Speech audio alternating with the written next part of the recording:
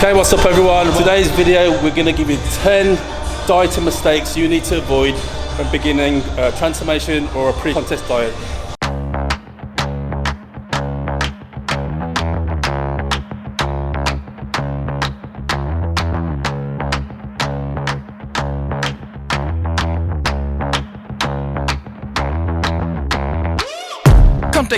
Today's video we're going to give you 10 dieting mistakes you need to avoid when beginning a transformation or a pre-contest diet. Myself, I've got 25 years of training beneath me. Dean's got over 20 years and Lee's got probably 20 years, so we have got over 50 years of competing experience under our belts. Dieting mistake to avoid. One of the number one dieting mistakes that I see a lot and to avoid is dropping your carbs completely. People start their diet with 0 carbs. As soon as you've done that, you've got nowhere to go. So the only way to reduce weight then is to reduce your protein and fats, which you really need. So don't ever drop all your carbs, reduce them gradually from the start. Okay, one of the big mistakes I see a lot of people making when they're competing, getting ready for shows, is they don't get lean enough when it comes to show day. I mean, personally, I like to be ready 2-3 weeks out from a show.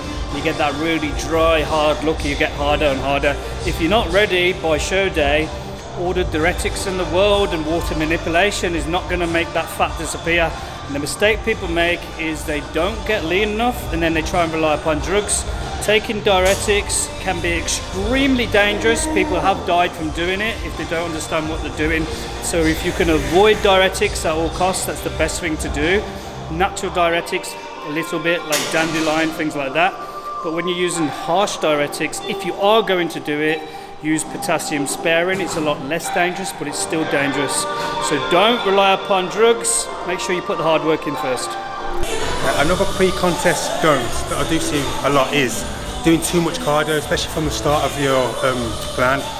If you do too much, even all the way through, but too much from the start, you're just going to deplete yourself, you're going to have no energy, come out really flat, and you're just going to struggle to get into shape by the end. And you need to give yourself a gradual build-up so that by the time you get to the end, you've still got somewhere to go to get yourself nice and cruising to the show. Yeah, that's it. Okay, so another common mistake I see when people start pre-contest diet is the day they start the diet, they put in cardio, they drop the fat, drop the carbs, drop the fats, start their fat burners.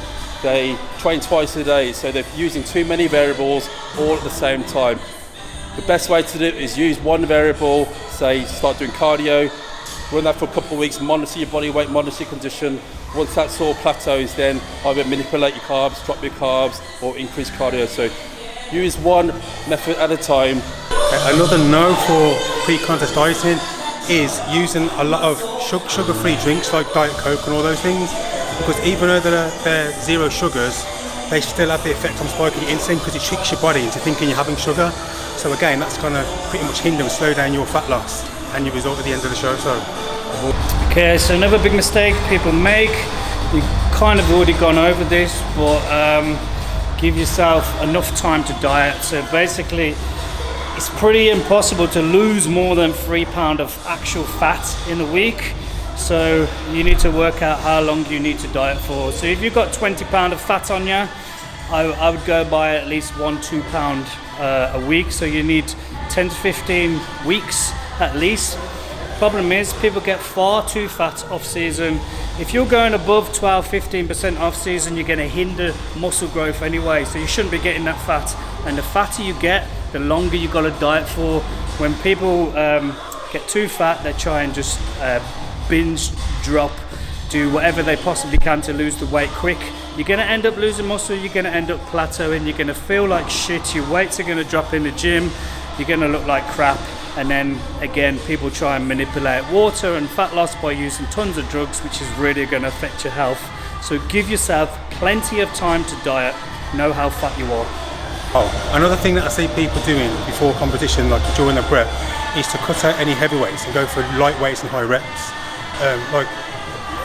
During the off season, you would have used heavy weight to build your muscle, so it makes sense to use that same heavy weight to keep your muscle on while you're dieting.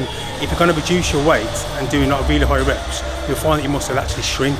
So you go on to stage, even though you might get lean, you'll end up a lot smaller than you would have been if you stuck to the high weights you originally started the off season with. So make sure you stick with the heavy weights and only cut it down literally the last 2 weeks when your body is really weak. because you're not going to lose much muscle in that week. There you go.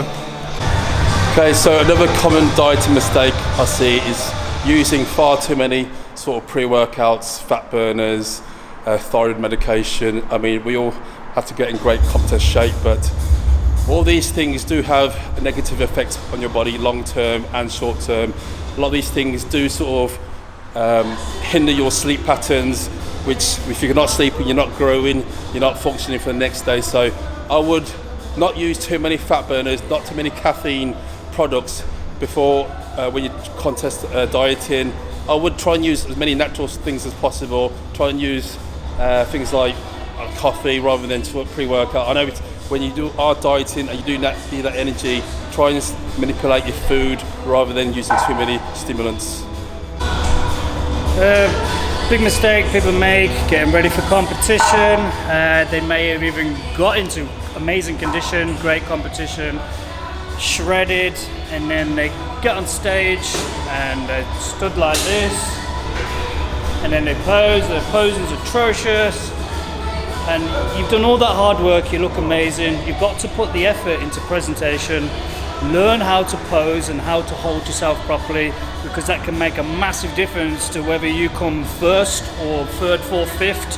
Just standing there with your belly hanging out, you're going to get marked down. And plus, if you don't put in the hard work with the posing, and I'll be doing it every day, 10, 20, even 30 minutes after a session. The more you do it, the easier it'll be on stage. Because you might only be on stage for 5 minutes, but under those lights, they're hot, you're sweating, it's hard work, you're dehydrated, your tan starts streaking, you look horrendous, you look atrocious. So make sure you put in the hard work with the posing and the presentation. It's not just all about smashing the weights out in the gym. Make sure you look good on the day. Okay, so another don't is don't keep looking at your front when you're dieting. Obviously, when people start dieting, they always look lean from the front. When you turn around, it could be a different story. But when I judge a lot of competitions, when people turn around, they've still probably got another 5 or 6 pounds of body weight, which equates to probably another 4 to 5 weeks of dieting.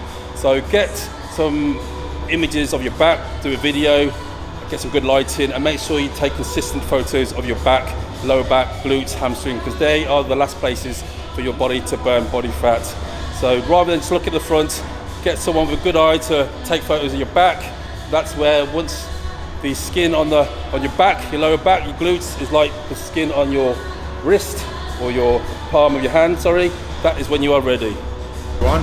Yeah. Okay, another don't, and it kind of follows up from something I said earlier about having zero carbs. This is about people having too much protein to make up for it. It's really bad to have too much protein, because it's bad for your kidneys. Your kidneys can't handle it, and it can cause a lot of problems. So the main thing is about keeping your diet balanced, because your protein is determined by your fat-free mass and your metabolism, how that works at the time. So that should pretty much stay the same throughout your prep, unless you're losing or gaining muscle. Then it can go up and down. But that's something that should never be increased too much, because it can have a detrimental effect on your physique. So just keep a nice constant level, the same as what you'd have during the off season. So between like 1 to 1.5 grams per pound of body weight, and it should pretty much stay like that throughout the prep. Okay, so thanks for watching our video on the top 10 common mistakes about pre-contest diets. So if you are about to do a pre-contest diet, look through this video and avoid some of the mistakes myself, Dean and Lee have made over the years we've been training, and that way you can save yourself a lot of money, a lot of time and a lot of headache. Drop this video a like, subscribe, and we'll see you soon.